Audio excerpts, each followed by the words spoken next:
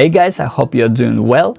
Welcome to the new breakdown where I will show you the key elements and the most important parts of the track called What's Up. And as usually, we will start from the kick drum.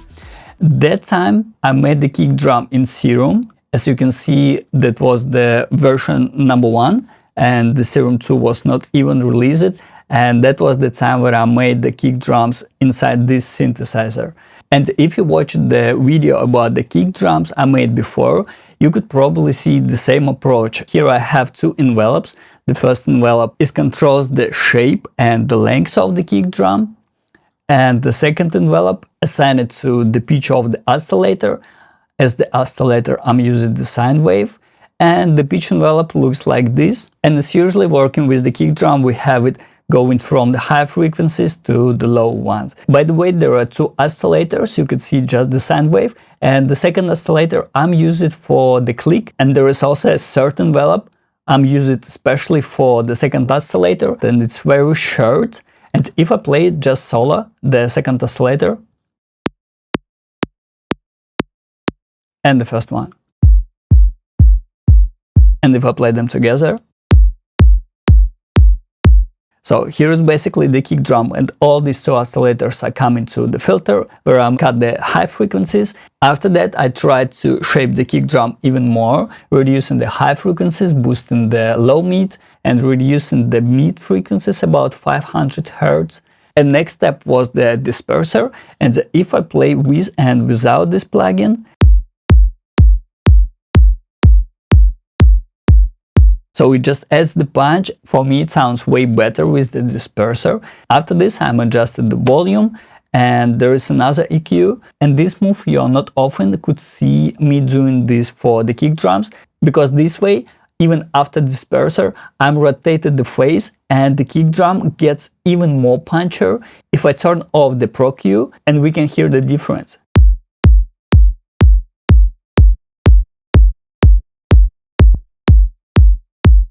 Because of this, the kick drum getting slightly longer, but this is not a problem because afterwards I'm rendering this kick drum as an audio and I'm fixing the length. At the same time, I'm reducing the 500 Hz, and one more time I'm reducing the high frequencies as well. Without any processing, just the raw kick drum will sound like this. And if I apply all the processing, it starts to sound like a good kick drum. So after that, I'm rendering this kick drum as an audio, and at some point the Kick Ninja was released, and I'm added this audio file to the Kick Ninja, and here is the audio, and I'm working with the envelope, slightly reducing this part and shaping the length of the kick drum. Here is I have an additional EQ where I'm reducing 380 Hz. And for the kick drum, that's pretty much it. You could see there are probably like 3 stages. First stage was the Serum, where I'm creating the kick drum, then I'm processing this kick drum, I'm rendering this as an audio, and I'm adding the audio to the Kick Ninja. And moving next, there is the bass line, and I have a backup. And let's listen to this track first. And the bass line was made in the Anna synthesizer. I'm using the two oscillators, the oscillator 1 with just one voice and the oscillator 3 where I have 3 voices. This is just to make a bass line slightly wider. Second oscillator, I have a volume at 0, so it doesn't really affect the sound. For the waveforms, I'm using the SAW oscillator. Here is the same. All these two oscillators are coming to the cutoff filter, where I have a low pass. And here is the envelope for the filter. Here is the envelope for the amplifier. And for the processing, I have a DAC, which is the sidechain from the kick drum. I have a disperser.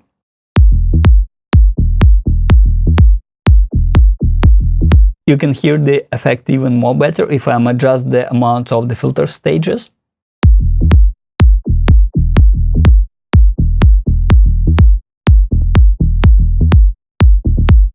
Pro Q3 with the high cut.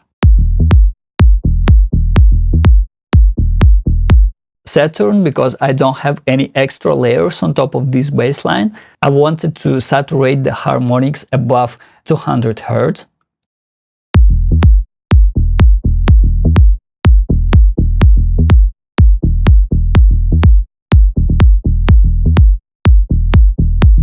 Next plugin I have is an Infrasonic, where I'm cut at everything below 29 Hz.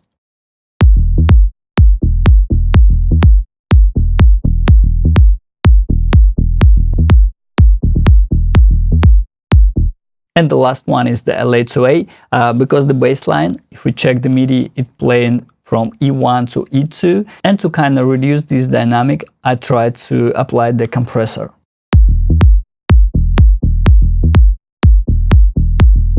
I decided to render this bassline as an audio track, and I'm splitting the low part, which is the E1, and the high part, which is the E2. And this way I got even more control, not only to reduce dynamic range with the compressor, but manually adjust the volume of these two notes. And as you can see on the audio tracks, the volume actually the same, but if I'm open the audio, you can see there is minus 14.7, and here I have minus 16.5 for the higher note. And also working with the audio, it gives me even more options to precisely control the beginning of the bassline. And if I have some kind of information here, I can manually just reduce it. And if I play the rendered bassline and the kick drum together, and we open the Azelas Megascope and check the waveform, you can see such a smooth transition from the kick drum to the bass line. At some point, it's really hard to say where the kick drum ends and where the bass line starts. For me, it's a really nice relationship between the phase of the kick drum and the phase of the bass line. Okay, moving next, I have a tom kick render. This sound is actually a rendered audio of the kick drum, where I'm just added the transient shaper and I'm increasing the attack.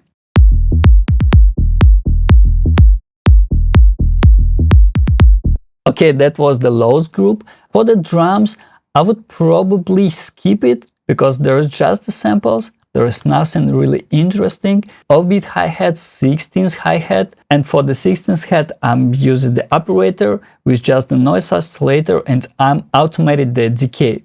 If I play all the drums together, it will sound like this. And for the group processing, I have a Shadow Hills compressor, I have saturation from the black box, I have a Better Maker where I'm increasing the high frequencies, I have a Trinity Shaper where I'm reducing the sustain of all the samples,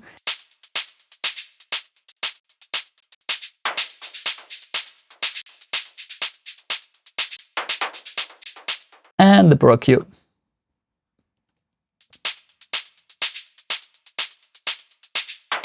And the first thing I want to talk about is sounds like this.